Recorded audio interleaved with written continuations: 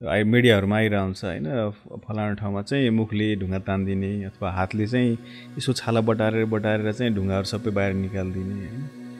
हामीले यसमा के बुझ्नु हाम्रो किडनी चाहिँ यो छाला भन्दा अलिकति मात्रै मुनि चाहिँ हुँदैन नि हाम्रो किडनी त एकदम प्रोटेक्टेड भएर तपाईको पछाडी बसेको हुन्छ हैन मासुहरुको बीचमा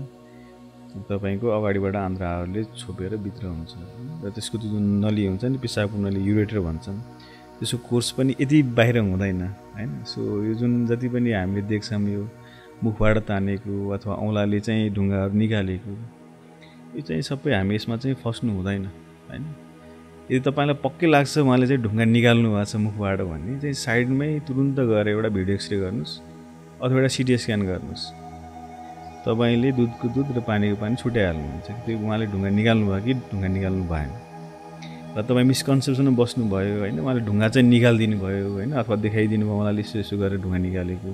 यो ढुङ्गा गइसक्यो भनेर बस्नु भन्दा तपाईँ किडनी जान्छ सो किडनीको माया गरौँ र यस्तो झाडफुक यस्तो यो ढुङ्गाहरु निकाल्दिने